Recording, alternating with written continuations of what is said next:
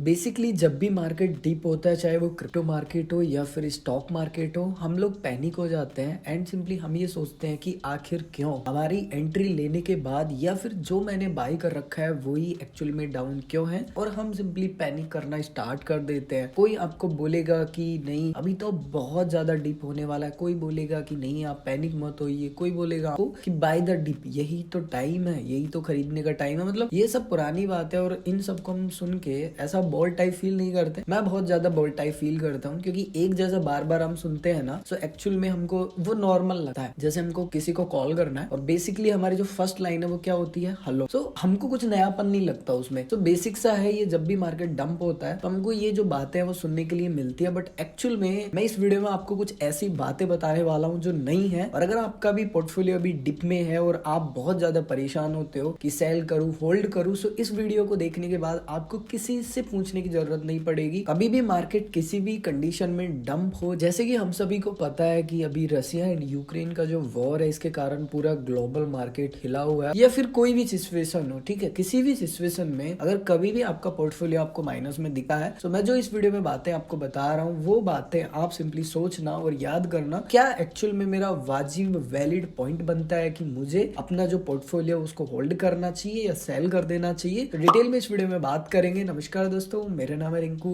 आप देख रहे हैं रेगा फ्लिक इन्फो। जैसे कि हम सभी को पता है कि अभी रशिया एंड यूक्रेन का जो वॉर है इसके कारण पूरा ग्लोबल मार्केट हिला हुआ है और इसके कारण जो क्रिप्टो मार्केट है, स्टॉक मार्केट है, बुरी तरीके से गिरा था। बट कुछ ऐसे भी एसेट थे जिनको आप बोल सकते हो कि बहुत ज्यादा सिंपली जो वैल्यू है वो इंक्रीज हो गई थी, बोल सकते हो कि पंप हो गई थी। जैसे कि क्रूड ऑयल है, क्रूड ऑयल ने तो अपना 7 साल का जो ऑल टाइम हाई है सिंपली वही रिकॉर्ड तोड़ दिया, पर बैरल $100 क्रॉस कर गया था। इसके बारे में मैं ऑलरेडी बता चुका हूं, तो यहाँ पे मैं टाइम वेस्टेज नहीं करूंगा, अपने मेन जो टॉपिक है उस पर हम बात करेंगे। बेसिकली इस वीडियो में एक रेफरेंस लेके चलेंगे, रशिया एंड यूक्रेन के वॉर के कारण जो ग्लोबल मार्केट है वो डंप हुआ है। तो बेसिकली ऐसा फ्यूचर में ना हो, हम तो बिल्कुल भी नहीं चाहेंगे कि भाई किसी भी देश के साथ में सिंपली वॉर टाइप का जो सिचुएशन है वो बने, सब अपने अपने में मस्त रहे। बट हम एक रेफरेंस लेके चल रहे हैं, किसी भी रीजन से मार्केट डंप हो तो सबसे पहले जो कॉमन सा सवाल है हम सभी के मन में हमेशा कभी ना कभी मार्केट क्रैश होने पे आता है, कॉमन है। उस समय हमारे मन में विचार होते हैं कि मेरे पास जो क्रिप्टो एसेट है या फिर आप बोल सकते हो कि मेरे पास जो स्टॉक है उसका एक्चुअल में मुझे करना क्या है। यार मुझे बाई करना है, सेल करना है, मैं 10% माइनस में हूँ, 10% इसमें माइनस में हूँ, 50% इसमें हूँ, 60% इसमें, यानी आपका पूरा जो पोर्टफोलियो वो 60% डाउन है। आप पूरा ऐसे कंफ्यूज हो जाते हो कि एक्चुअल में करना क्या है। आप सेल करना डिसाइड नहीं कर पाते हो, आप उसको एवरेज करना डिसाइड नहीं कर पाते हो, एकदम कंफ्यूज टाइप हो जाता है। एंड सिंपली यहाँ पे ऐसा भी नहीं है कि रशिया एंड जो यूक्रेन की वॉर है इसके कारण ये मार्केट जब डंप हुआ हमारे सामने ये जो ख्याल है वो आए हो, ऐसा नहीं होता। ये कॉमन है, जब भी मार्केट डंप होता है हमारे जो सेंटिमेंट है वो बिगड़ने लगता है। एक्चुअल में हमारा जो मन है वो स्थिर नहीं रहता है, इनबैलेंस हो जाता है। मतलब कोई भी डंप हो इनबैलेंस तो होता ही है मन, जब भी हमारा पोर्टफोलियो डाउन होता है। ऑफ कोर्स सिंपल सी बात है, क्योंकि हमारा यहाँ पे पैसा लगा है, हार्ड एंड मनी लगा है, जब माइनस में वो दिखेगा बेसिकली हमारा जो मन है वो तो एकदम इनबैलेंस होगा ही, क्योंकि हमको जो पोर्टफोलियो हमारा वो माइनस में दिख रहा है। इसमें आप सभी से एक सवाल पूछता हूँ, एक्चुअल में जब भी ऐसी कोई सिचुएशन होती है मार्केट डंप की, तो आपके मन में जो भी कॉइन है उसको सेल करने की भावना प्रकट क्यों होती है, विचार क्यों प्रकट होते हैं? आप मुझे कमेंट करके बताना कि आपकी जो कंडीशन होती है उस समय क्या होती है, सिचुएशन क्या होती है कि एक्चुअल में आप सेल कर देते हो या सेल करने की सोचते हो, सिर्फ जो माइनस में पैसा दिखा रहा है ना वो। मैं बताता हूँ, अगर आपको नहीं पता कि एक्चुअल में क्या है, मेरे जो थॉट्स हैं वो मैं आपको बताता हूँ। इसका कारण है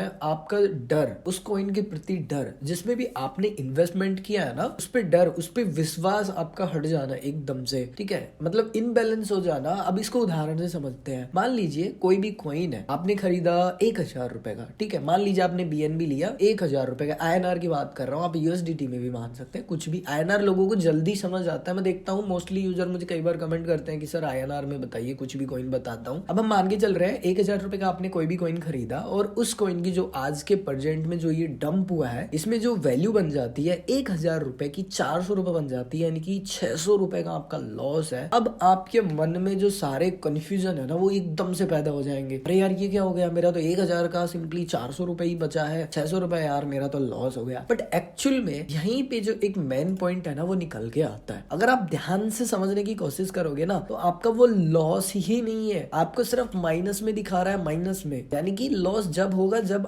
आपका जो पैसा है वो माइनस में दिखा रहा है और जो भी कॉइन आपके पास होल्डिंग है, और जब आप उसको सेल कर दोगे करोगे ना तब आपका वो लॉस हुआ। अगर आप सेल नहीं करोगे तो उस कंडीशन में लॉस नहीं माना जाएगा, सिर्फ वो एक नंबर माना जाएगा। जैसे यहाँ पे ये नंबर चल रहा है, अगर इस नंबर पे मैंने बिटकॉइन नहीं खरीदा तो एक्चुअल में मेरा एग्जीक्यूट नहीं हुआ, मतलब सिर्फ मैंने देखा। तो पोर्टफोलियो में माइनस दिखा रहा है, इसका मतलब ये नहीं है कि मैं लॉस में हूँ, सिर्फ वो एक नंबर दिखा रहा है कि भाई समझ लो आपने ना जितना इन्वेस्ट किया उसमें से इतना आपका लॉस है, लेकिन लॉस तब होगा जब आप सेल कर दोगे। अब आपके मन में ना बहुत सारे और भी भ्रम पैदा हो जाते हैं कि मैंने ना 1,000 रुपए का ये खरीदा था एंड सिंपली अब मेरा 400 रुपए बचा है, 600 रुपए का मेरा लॉस हो गया और मैंने सिंपली एक क्वांटिटी खरीदी, यानी कि एक कॉइन खरीदा 1,000 रुपए का। अब यहाँ पे जो ये कॉइन है ना, ये 400 रुपए की वैल्यू हो गई, मतलब एक कॉइन बराबर यहाँ पे 400 रुपए का, ठीक है। तो बेसिकली आप ये सोचोगे कि यार ये 1,000 वापस जाएगा भी कि नहीं जाएगा, मुझे नहीं पता, मुझे बेच देना चाहिए, होल्ड करना चाहिए, मतलब पूरा एकदम माहौल ना आपका कंफ्यूजन टाइप हो जाता है। यार ये 0 तो नहीं हो जाएगा, इससे नीचे तो नहीं आ जाएगा, मैं इसमें से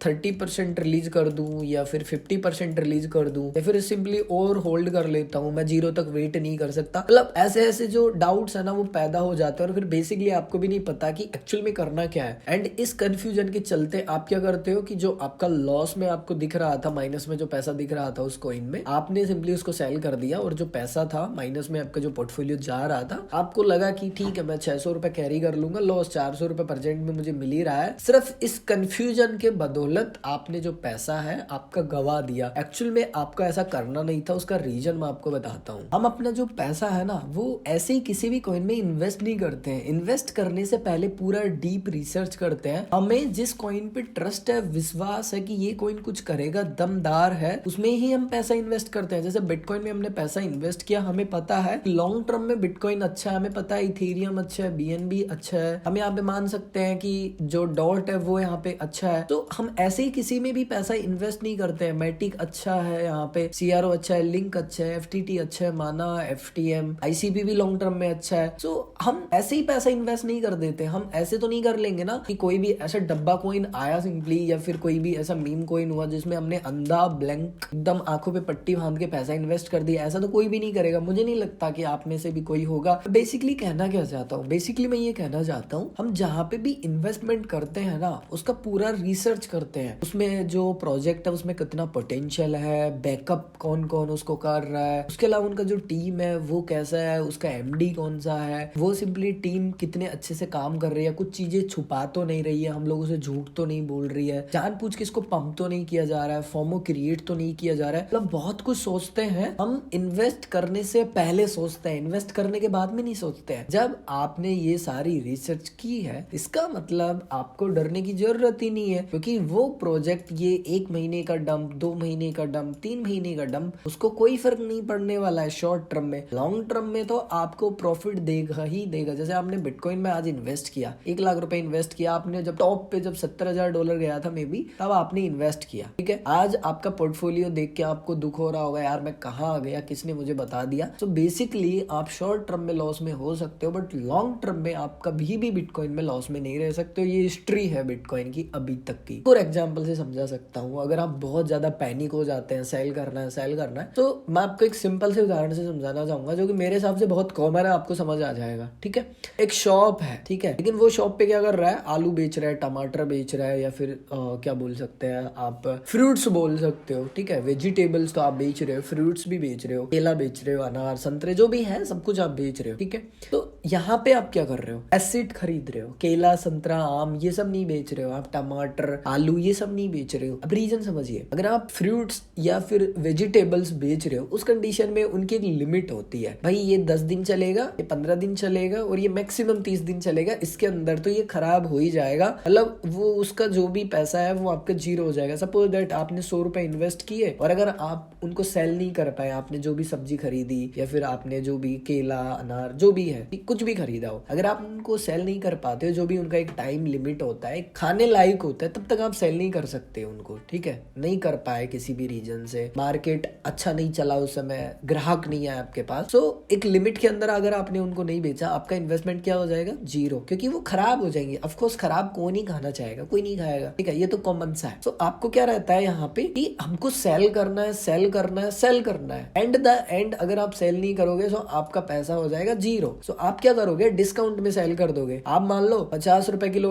बनाना लेके आए, सपोज दैट, अब आपको लग रहा है यार 2 दिन हो गए मैंने तो कुछ भी नहीं बेचा और ये 2 दिन में खराब हो जाओगे, आप क्या करोगे, डिस्काउंट दोगे, ठीक है, 50 रुपए किलो में 2 किलो ले जाओ, 3 किलो ले जाओ, ऐसा। मतलब यूजर सामने वाले को लगे कि यार वाह कितने डिस्काउंट में मिल रहा है, खरीद लेता हूँ। तो आप यहाँ पे एसेट खरीद रहे हो जिसकी वैलिडिटी है यहाँ पे लाइफ टाइम, वो खराब नहीं होने वाला है। आप यहाँ पे फ्रूट्स वेजिटेबल नहीं बेच रहे हो कि वो खराब होने वाला है, बेच दो, 1 के भाव 2 ले जाओ, 2 के भाव 3 ले जाओ, यानी कि आपने 1000 में खरीदा और डिस्काउंट में बेच दिया, 30 रुपए आ गया, 300 रुपए आ गया, 500 आ गया, मतलब फ्लैट 50% डिस्काउंट। सो समझो गाइस, आप यहाँ पे जो फ्रूट्स है वेजिटेबल्स है वो नहीं बेच रहे, आपके पास एसिड है और वो ऐसा एसिड है जो खराब नहीं होगा, जिसको दीमक नहीं लगेगी, ना वो सड़ेगा, ना उसमें से बास आएगी, कुछ नहीं होना उसका। अगर आप ये जिस दिन बात समझ जाओगे ना, उस दिन सच बता रहा हूँ कि आपको ये जो मार्केट डंप होता है ना 10-15-20%, इससे फर्क नहीं पड़ेगा। और मैं जो ट्रूली चीज होता है ना गाइस, वही मैं बताता हूँ, क्योंकि मैं भी जब नया नया आया था मुझे भी बहुत डर लगता था यार, डंप होते ही अरे भाई ये क्या हो गया, अरे